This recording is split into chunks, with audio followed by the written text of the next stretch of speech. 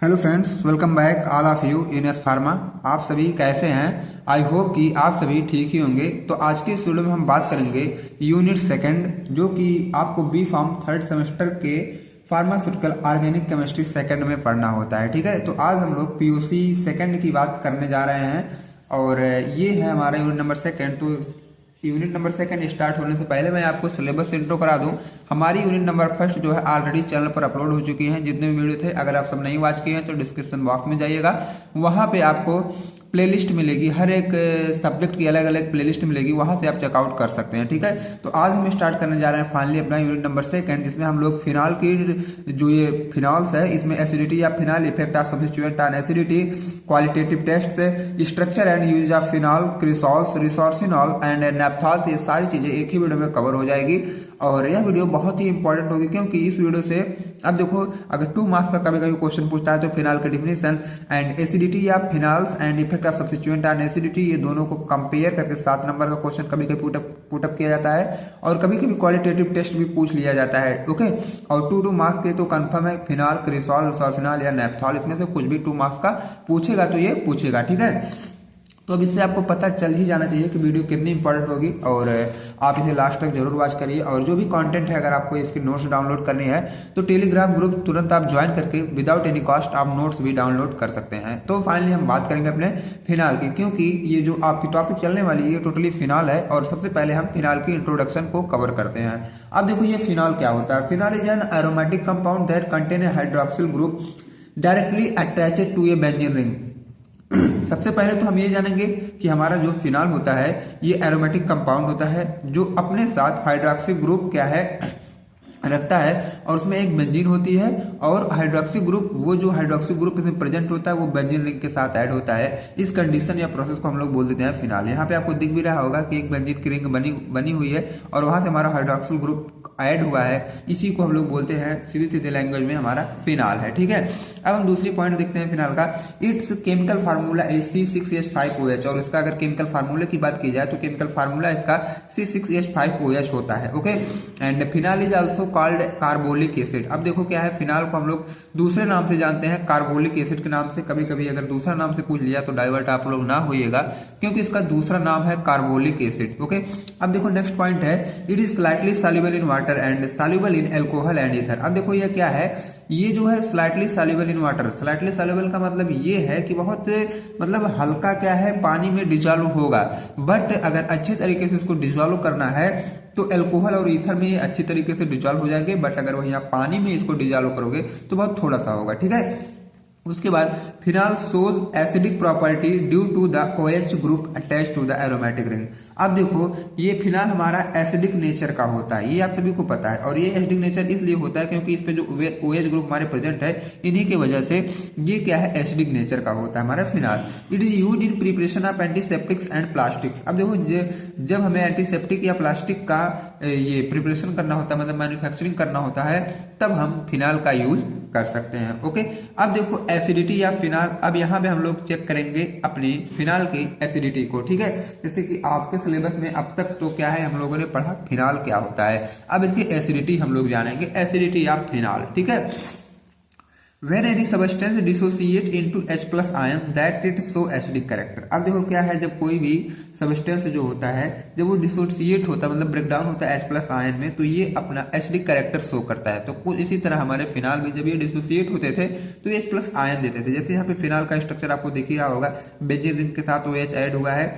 उसके बाद जब इसका ट्रांसफर हुआ तो फेनॉक्साइड आयन O पे नेगेटिव लगा, H पे पॉजिटिव आयन लगा। H का मतलब एसिडिक नेचर है ये हमारा, और ये जो माइनस आपको दिख रहा है इसको हम लोग फेनॉक्साइड आयन भी बोल सकते हैं। और ऑलरेडी ऊपर लिखा गया है कि जो भी सबस्टेंस से डिसोसिएट होने के बाद H+ आयन देते हैं वो एसिडिक कैरेक्टर शो करते हैं। तो यहाँ पे आपको H+ आयन दिख रहा है, तो जाहिर सी बात है यह एसिडिक कैरेक्टर शो करेगा। एंड नेक्स्ट हम लोग देख लेते हैं, नेक्स्ट वाली जो पॉइंट है ये क्या है, when phenol dissociated it break into 2 in 1 in H plus, so phenol is acidic in nature. अब देखो वहां पे क्या होता है कि जब फिनाल दो चीजों में ब्रेक डाउन होता है तो उसी में से एक क्या है, H प्लस आयन शो करने लगता है, ठीक है। इसीलिए हमारे जो फिनाल के नेचर होते हैं वो एसिडिक होते हैं।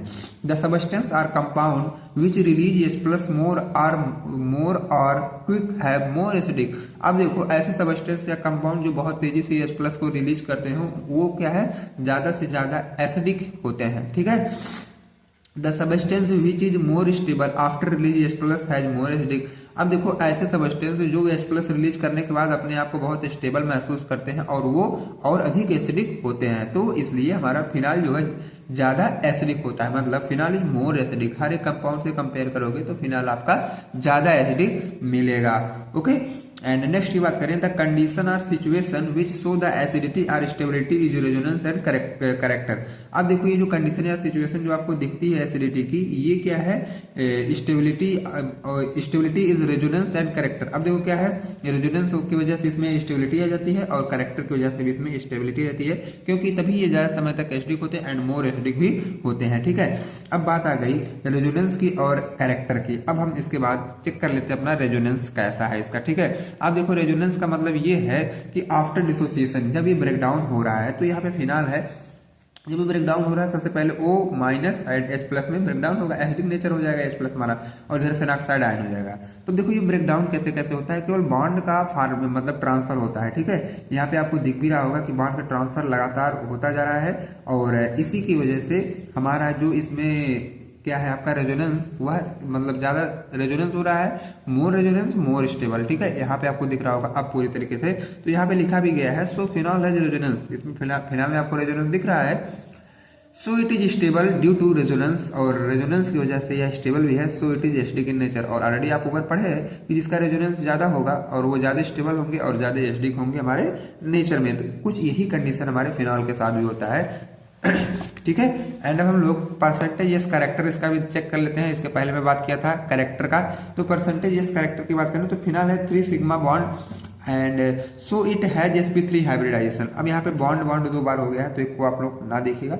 अब देखो फिनाल है 3 सिग्मा बॉन्ड, फिनाल में 3 सिग्मा बॉन्ड होते हैं, इसीलिए इसमें sp3 हाइब्रिडाइजेशन होता है।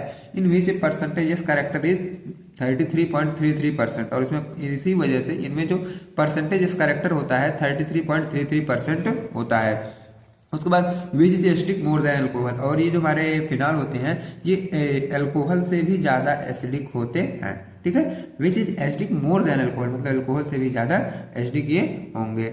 आई होप कि आपको यहाँ तक समझ में आया होगा। अब हम नेक्स्ट टॉपिक देखते हैं, हमारे सिलेबस में ये भी मेंशन किया गया है, effect of substituent on acidity. अब हम लोग effect of substituent on acidity को हम लोग देख लेते हैं। अब इसमें क्या है, there are 2 types of substituent which will add or attach on phenol. 2 तरीके के सब्स्टिट्यूएंट होते हैं जिसको हम लोग फिनॉल के साथ अटैच कर सकते हैं या तो ऐड कर सकते हैं, ठीक है। एक इलेक्ट्रॉन डोनेट ग्रुप, एक इलेक्ट्रॉन एक्सेप्ट ग्रुप। अब इलेक्ट्रॉन डोनेट ग्रुप में हमको क्या देखना है, which has stability to donate electron. Electron donate group का मतलब ऐसा ग्रुप जिसके अंदर स्टेबिलिटी रहे इलेक्ट्रॉन डोनेट करने का, जैसे कि CH3, Cl, OH, C2H5 और etc, ठीक है।